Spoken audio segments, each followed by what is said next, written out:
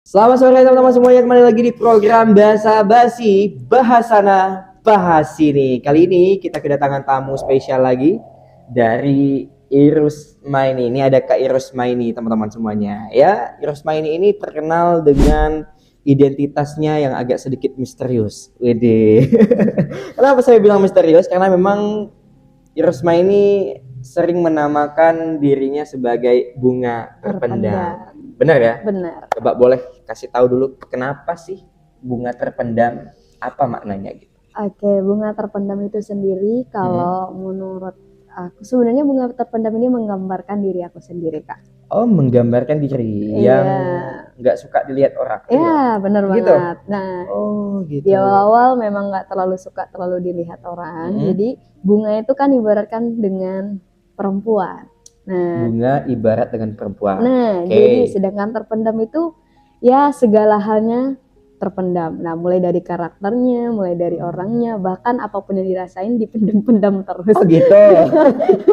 Makanya kalau Oke. perempuan Oke, biasa perempuan ternyata bisa memendam juga ya? Oh, tentu saja. Oh bisa ya, kirain cuma laki-laki aja yang memendam ya mungkin emosi segala Iya. macam gitu, tapi perempuan juga begitu ya. Iya. Sejak kapan terlintas di pikiran Irus ingin dikenal sebagai bunga yang terpendam gitu? Oke, sebenarnya kata bunga terpendam ini berawal dari ketika SMA, Kak. SMA. Oke. SMA. Nah, jadi kemarin itu pas di SMA kita ada acara di mana perkumpulan orang-orang penyair se-ASEAN. Se-ASEAN. Nah, ya. Itu masa SMA? Masa SMA. Ini keren Nah, banget. jadi Oke. jumpa dengan penyair namanya Sultan Zumbahri. Nah, kita dipertemukan di Pekanbaru di sana. Nah, jadi itu ada sekitar 3 orang yang sebagai perwakilan.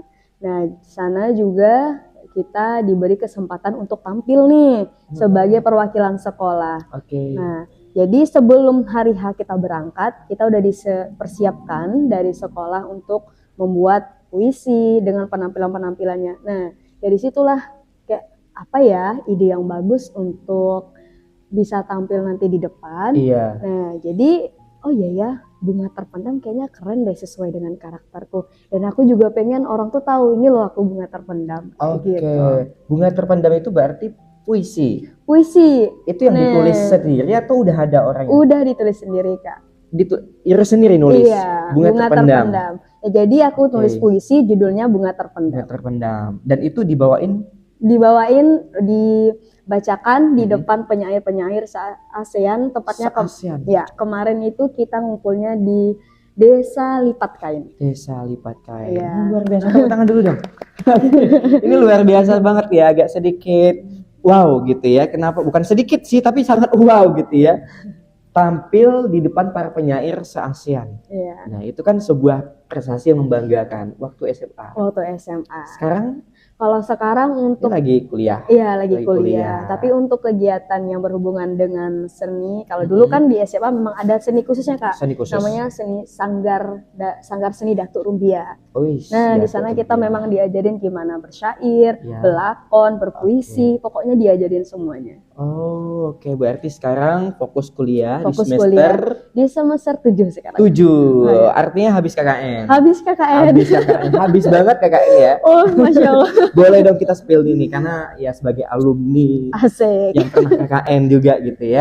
Oke. Kita pengen tahu nih, biasanya kan mahasiswa itu punya cerita yang berbeda-beda gitu ya. Oke. Gimana pada saat KKN mereka gitu. Nah, sekarang kalau dari Irusmaini ini seperti apa? Masa-masa KKN itu masa-masa yang gimana? Penuh kesan, ada gitu atau gimana? Oke. Boleh sih. Kalau habis KKN kemarin itu rasanya tuh campur aduk sih, Kak. Campur aduknya kayak ya udah ada senangnya, bahagianya, sedihnya, juga ada ketika lagi nggak mood-moodnya ya marah-marahnya. Oh, berarti masih ada agak sedikit perdebatan kecil ya? Iya, tapi biasanya kalau untuk menanggapi hal seperti ini biasa ya Kak. Namanya dalam ber-KKN dengan beberapa karakter yang berbeda. Nah, intinya kita bagaimana memahami saja. Saling memahami. Itu bisa dipahami semuanya. Dalam arti mereka saling bisa memahami. Ya, kalau untuk di awal mungkin kita masih adaptasi. Benar. Namun lama-kelamaan udah paham ini karakter anaknya memang seperti ini. Oh gitu. Seperti ini. Jadi udah kalau udah kayak itu oh ya udahlah dia mah memang kayak gitu. Oh, ada kejadian cinlok nggak biasanya? Kalau aku ya, biasanya kan dulu tuh di KKN tuh sering banget tuh. Nggak tahu ya sekarang gimana ya. Pasti ada yang namanya cinta lokasi gitu ya. Ya walaupun ada akhirnya gitulah gitu ya. Tapi kan tetap ada juga saling tatap-tatapan, saling pandang segala macam gitu ya. Sekarang masih ada nggak kayak gitu? Kalau untuk di lokasi kita sendiri yang ber-KKN di kemarin, ya drama-drama seperti itu sepertinya hampir setiap KKN ada. Pasti ada.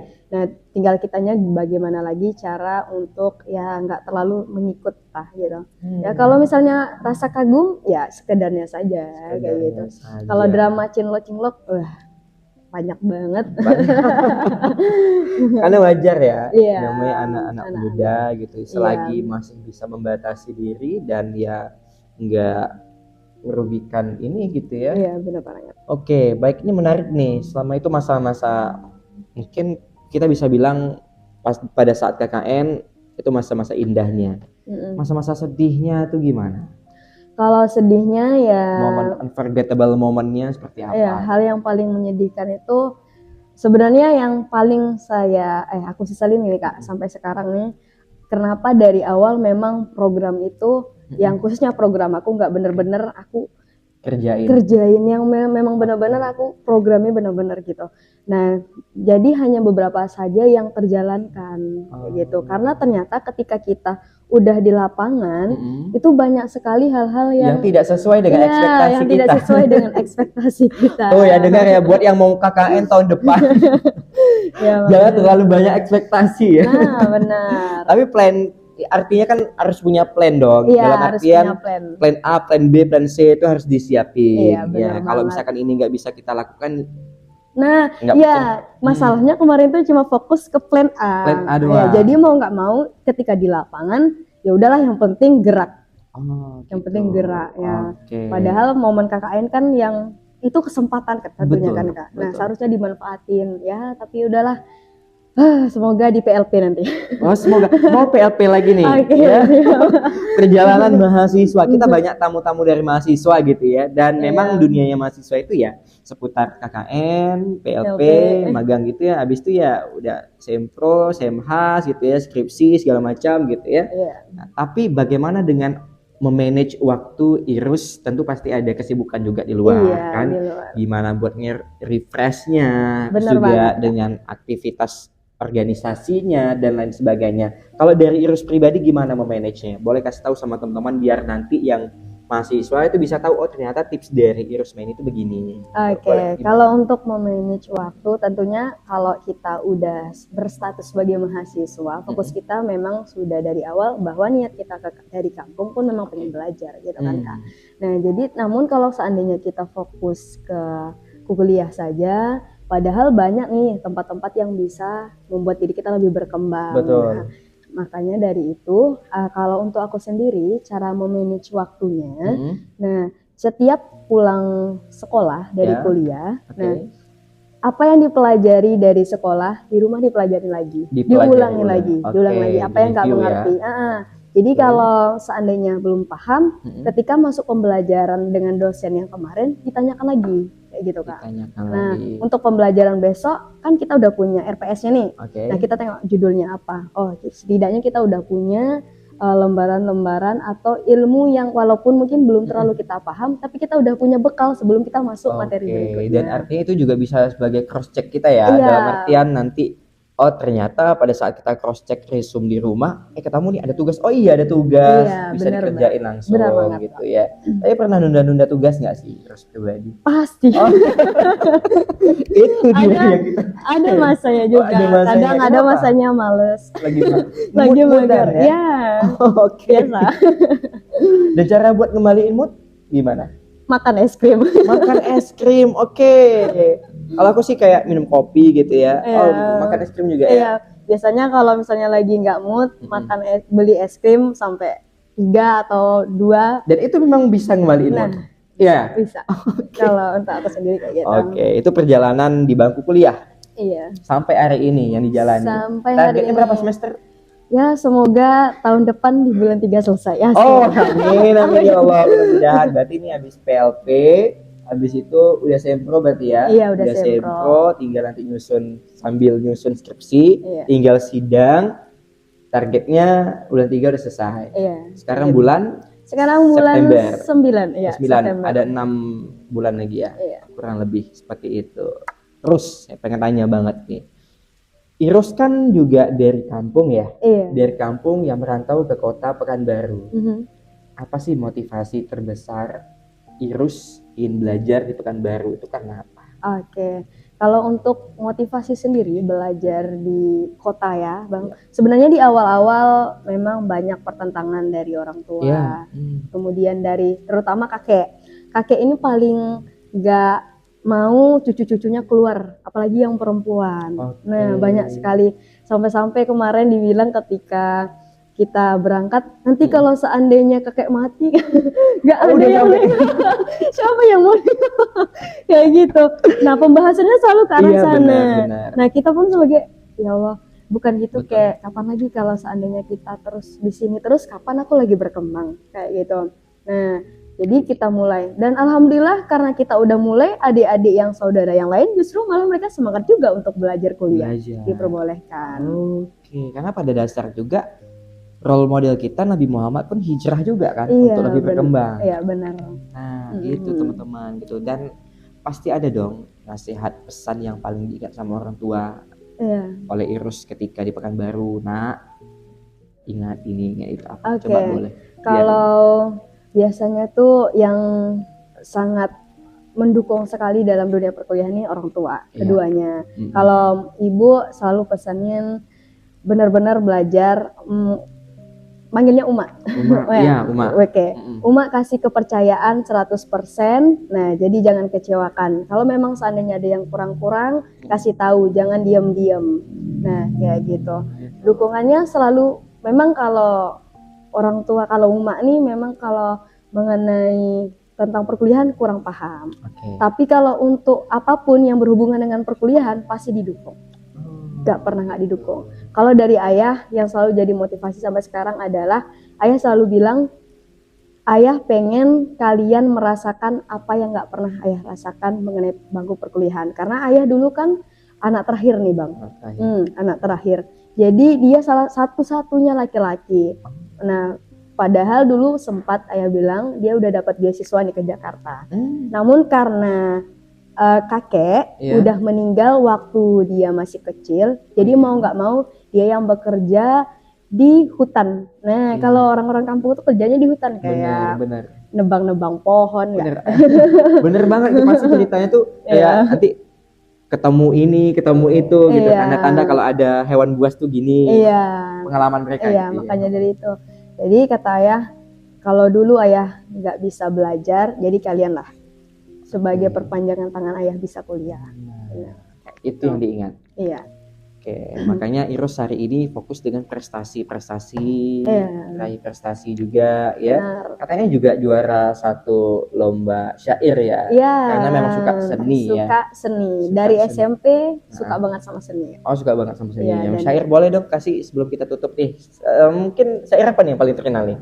Syair perahu. Syair perahu, syair kapal gitu ya. Enggak beda ya? Enggak, sebenarnya dia nadanya gitu sih. Oh, nadanya ya, lebih ke nada. Tapi biasanya kalau aku sendiri yang syair Melayu ada tuh, biasanya sering dibawakan ketika di SMA dulu, namanya syair Nasib Melayu. Oh, Nasib Melayu.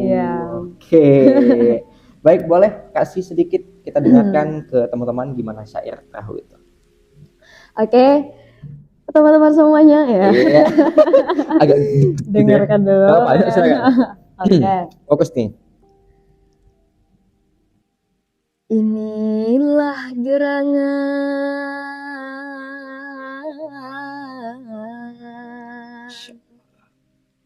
suatu medan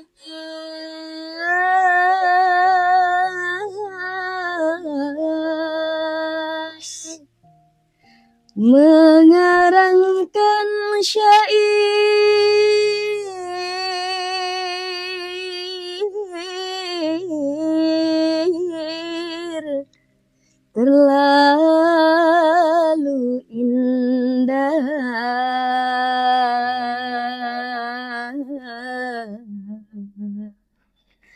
membetuli jalan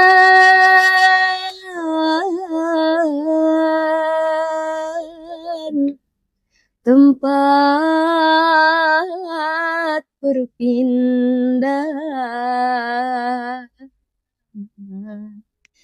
Di sanalah itikat diperbetuli sudah. Wede, tepuk tangan dulu dong. Udah syair perahu. Ya, kita saya perahu. Iya, ini kayak saya langsung, wih, saya sedang podcast sama Iyat Bustami kah atau siapa gitu. Ya mudah-mudahan bisa ngikutin karir beliau ya. Amin. Karena sosok idaman Riau itu kan ya diva legend Riau Iyat Bener Bustami. banget. Ya, baik, terima kasih Rus bincang-bincang sore hari ini. Mudah-mudahan bisa didengar oleh teman-teman semuanya dan dapat insight baru juga.